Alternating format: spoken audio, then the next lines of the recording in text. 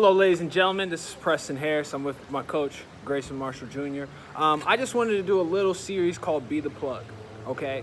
And I was watching a video yesterday. It was with, I think, Damon Dash, and he was talking about a lot of people get good information from people, and then they try to hoard that information to themselves, and they don't want to share that. And G has been a great coach for me. He's been a great blessing. I have 3 books. I've started businesses. I've done all those things, but sometimes you need somebody who's had a little bit more experience to be able to come along and share some things that you don't all the way know, or that you're still understanding and figuring out. So today I just wanted to ask you a couple of questions as a speaker and as an entrepreneur about what it takes to kind of get off the ledge and how you can kind of try to make that transition from, all right, I'm talking about my dream, I'm thinking about my dream, to, all right, boom, I'm living this thing. So if you could just tell us a little bit about where you come from, your background, and how you got to the position that you're in right now. I think early on in my life, I was a dreamer.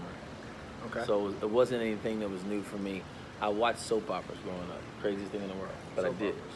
And soap operas were the fakest, realest thing in the entire world. Yeah. But what I did was I bought into that life. I bought into the life of success. I bought into the life of luxury. I bought into the life of ownership. All the components that the people on the soap opera appeared to have, I bought into. Okay. It was completely different from my upbringing. I grew up with very, very, I'll say, civil engineer parents. Mm-hmm. And the fact that my mother's a principal, my dad was a teacher. Mm-hmm. My sister's the current head of online education for the Department of Defense. So I grew up in a family of educators. I grew up in a family of teachers. I grew up in a family of people that were effectively helping people, but I had a desire to do something different and do something more. So I think the first component for me was the ability to see it differently than everybody around me was seeing it. Because most of the people that are raised in those environments tend to stay in those environments. Yeah. And there's nothing wrong with that.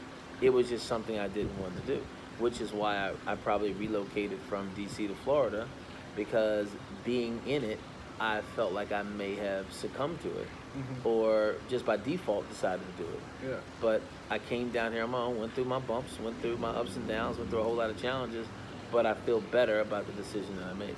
So when you were making that decision to go out on your own and to leave, because it's one thing, like you said, all right, I knew that the environment was cool and that was good for them, but it may not be what's for me. How did you get the courage, or what kept you going when you were in that space?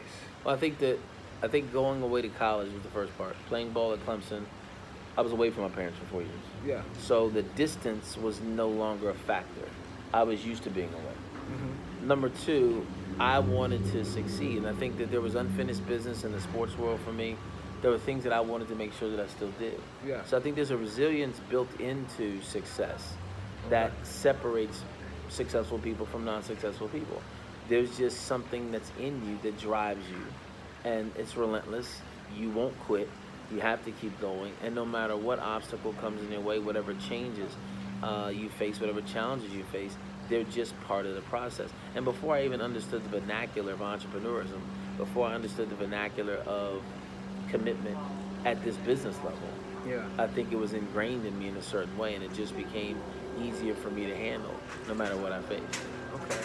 So if I was, let's say I'm on the ledge, I've got a business, I still have my job right now, I got a business, what would you tell me as I'm thinking about, like, hey, I'm thinking about taking this leap, but I'm not sure yet? Well, I would tell you what my man John Kaufman said. There are 4 frogs on the log, and all 4 desire to jump. How many frogs are still on the log? They decided to jump. They had a desire to jump. How many are still on the log? There's 4 frogs on the log. All 4 had the desire to jump. How many frogs are still on the log? Well, the desire to jump isn't jumping. So how many frogs are still on the log? 4. So the reality of it is, I would tell them to jump. That's the first part. You got to get engaged. You have to decide what you're going to do. Then you have to work around what you're currently doing. You have to decide, okay, here's what I'm committed to for my 9 to 5. What am I committed to equally for my own desires and dreams? Mm-hmm. So you have to work above and beyond. It's giving up. The biggest part about pursuing entrepreneurism or business ownership or anything outside of 9 to 5 is, what are you willing to give up? Yeah. Most of us have developed lives where our extracurriculars are our escape. Yeah. So we don't want to give those up. I don't care whether it's your weekend football. I don't care whether it's coaching Little League, whatever that is. You don't want to give that up. But if you want to really do that, there's not enough hours in a day. People always say to me, Coach, if I had more time, I would do more. And here's what I tell them. You ain't going to get more time. There's only 24 hours in anybody's day. Okay. So you have to decide what you're going to do with those hours. Okay. Steve Harvey, I think there's a clip that goes around about Steve Harvey, and he says successful people don't sleep 8 hours. No. He said because if you're on the West Coast and you up. get up at 6, they're already up at 9 making decisions about the financial state of the world. Yeah. So there's certain things you have to give up. A lot of people are not willing to make that sacrifice. They're not willing to do it. But yet they want what the folks that are making the sacrifice get. It's never going to work. Okay. So the first key is to jump. Now, I remember we were talking about this in the room. You said, now once you jump, there's 3 things that you have to be prepared for, or you need to, that will hinder you from success. Right. Yeah, there's 3 things that will keep you from doing that. Okay, what are those 3 things? Indecision is the first one. Impatience is the second one. And inconsistency is the third one. Indecision, impatience, And inconsistency. and inconsistency. Mm-hmm. Tell us more. Indecision. When you decided to jump, you had to think about it. You're already indecisive. When you get out in the world and figure out that I have to think differently than everybody else, I'm wanting to be right and afraid to be wrong. So what I have to understand is that in the midst of doing this, indecision becomes a paralysis because it's fear-driven. If I've decided to do something, I really got to truly walk it out by faith. So it is imperative that I engage. It's imperative that I do. It's imperative that I don't quit. So I have to be fully decisive. Now, the challenge for most people is that it's unfamiliar territory. Yeah. But I would contend, and I said this on my podcast the other day, that if you are a believer, then what makes you think it's a wrong decision? Yeah. But Is what there about, such thing as a wrong decision? I mean, for believers, but what about non-believers? Well, again, for me, the basis of building any business is on the principle of faith. Yeah. And faith says I have to believe. So the principles of faith, and Romans 8:28 in the Bible says all things work together for the good for them that love God and those that are called according to His purpose. So if all things are working together for your good, then I would contend you don't make bad choices. You just make choices. Yeah. And the results are what you deal with. Either they're a lesson or it's a learning experience. That's all it is. Okay. The lesson means it's something I learned never to do again, or the learning experience is I have to change it to make correct. Yeah, I have to do this differently. Mm-hmm. So then impatience, because I think indecisiveness, I'm different than you. Mm-hmm. I will jump. Mm-hmm. But then I'm jumping and I'm like, catch me. Mm-hmm. And I think impatience is the one that I think I struggle with sometimes. Mm-hmm. How do you deal with that impatience? Because it's not right when you jump, everything looks perfect right after you jump. And I think that's the scariest part of jumping, is that you don't know when that parachute's going to open. No, I think that impatience is the fact that we live in a society that's a right now society. You can get whatever you want right away. Nobody has to wait. Mm-hmm. So the reality of it is that in order to get to a level of success, it's going to take time. So impatience, trying to recoup from poor decisions, trying to recoup from procrastination, all those things now become immediacy for people.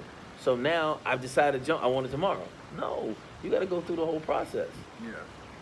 So we do get impatient. We want results because what we're really trying to do is replace our 9 to 5 immediately because we don't want to do it anymore. Yeah.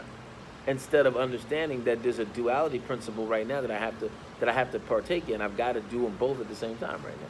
Yeah. And I think of it differently, but that's because I'm more of the right now type. But I also understand that if I'm going to make this choice, then I have to be willing to sacrifice for the choices that I'm making. So if I'm choosing, all right, I'm going to quit this right now, and I don't know where my income's going to be, then I might have to sacrifice some of those luxury items for a little while. So let me ask you this: how has the right now been working for you? It is been difficult, but it's also been beautiful because I've got to see faith in action. I've got to see my own growth in situations that used to crush me, how I can handle those now, or I can pivot better. But it's also, I've learned a lot. And so now I feel like I've made almost I'll still make mistakes, but I've made those mistakes. And so now I can, now I just want to reap the benefits, and now I can do things differently. I've been an entrepreneur since 2013. So this is year 7, and now I feel like I'm starting to get it figured out a little bit better than I had. But there's been days where we've had a lot of money, and there's been days where we've had no money. But I don't regret any of it. It's harder to keep a relationship when you do it my Relationship way. with who? With a woman or a significant other. Again, what are you willing to sacrifice? What are you willing to sacrifice? See, again, a lot of those things take precedent. A lot of those things factor into decisions that we're making. Yeah. Most of the decisions that we're making are based on the external influences that we have. Yeah. If we're focused on just where we're going, none of that really matters. True. But because we are so driven to, or so accustomed to having certain things in our lives, or in preparation for certain things, Yeah. then we factor those things in. So we reluctantly make decisions because of the other party. Or we have created relationships that have produced offspring, and now we cannot do some other things because we have an obligation To handle in certain places. So all those things, in the end, what are we willing to sacrifice? The pure short-term sexual experience has now turned into an 18-year dependency. That's not reducing a child to be less than that, but when somebody's really going after what they're going after, the fewer distractions, the better. Yeah. The less I have to be culpable for, the less I have to be concerned with, is a better situation for me. But a lot of us are coming out of situations that we've created, and we're trying to rectify situations that we created by doing here, and it's it not is gonna defeating the work out. purpose because I'm not being consistent over here, Yeah. which is the third one, inconsistency. So you got indecision, impatient, and inconsistency. The fact that you haven't done it the right way, you created some problems. Now all of a sudden it's inconsistent because this leap of faith, if it doesn't work right away, creates inconsistencies in a life that you have already created. Yeah. So those three things right there, in and of themselves, indecision, impatience, and inconsistency, are the root causes of why people can't get there. They've put themselves in situations where they can't fully go in and do the things they want to do. They have to work around, and a lot of people find it challenging to work around because other people influence the workaround. Yeah. So, for example, if someone already has a child, if the mother of the baby and you aren't in better situations, That's my situation right now. she can utilize that to navigate how you handle your future. Yeah. Because she always reminds you of, or always has an influence on, what you choose to do. You have an opportunity to go to California and New York. Well, hold on a minute. You got here. So all of these things now change. Now, again, everything works together for the good, but we at times make it more difficult to really get the outcomes that we want because of decisions we've already made. I agree with that.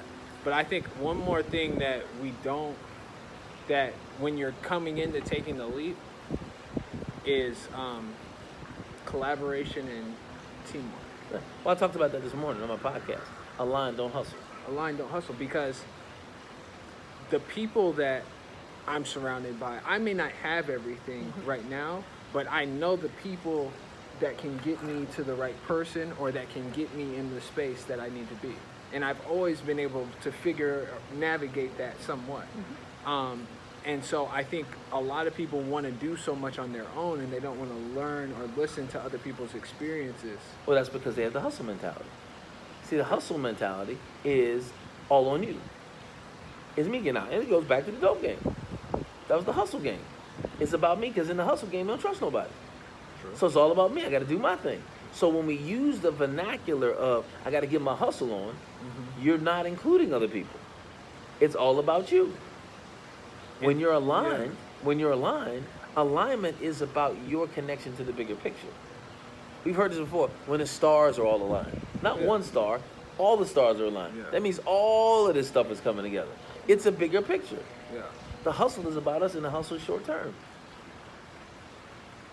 And It can turn into a long Something term thing, bigger. but the mindset of the hustle is give it to me now. Yeah, Correct. I'm gonna get it real quick. And it I'ma takes get a distance. So watch this. It takes these three things. The hustle mentality can get you started, but if you are indecisive in the hustle game, if you're impatient in the hustle game, correct, or if you're inconsistent in the hustle game, Yeah. the result is short term. Yeah. You know what I'm saying? So those become the issues that we deal with when it's about how we position ourselves.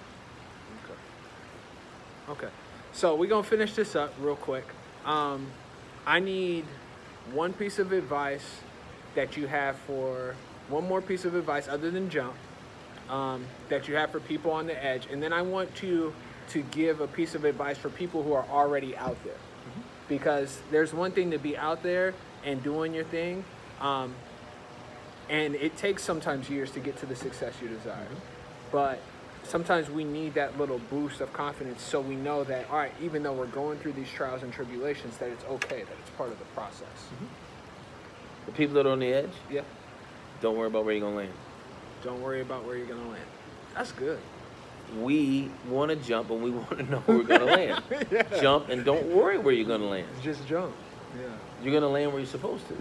exactly. And I think it's like trying to navigate it all yourself in the matter of speaking. No, just jump. Okay. All right. I like that one. And then the people that are out there, what I talk to them about is the presentation of who they are as a person. So there's 3 questions that I talk to my speakers about, and I talk to people that are in business for themselves about. When you're presenting who you are and what you are wanting to do, number 1, people want to know, who are you? Number 2, what do you have? And number 3, why should I care? Yeah, When we you're all- already out there and you're already doing it, make sure that you're addressing all 3 of those things when you're presenting who you are. Who are you? What do you have? And why should I care? Basically, why should I listen to you?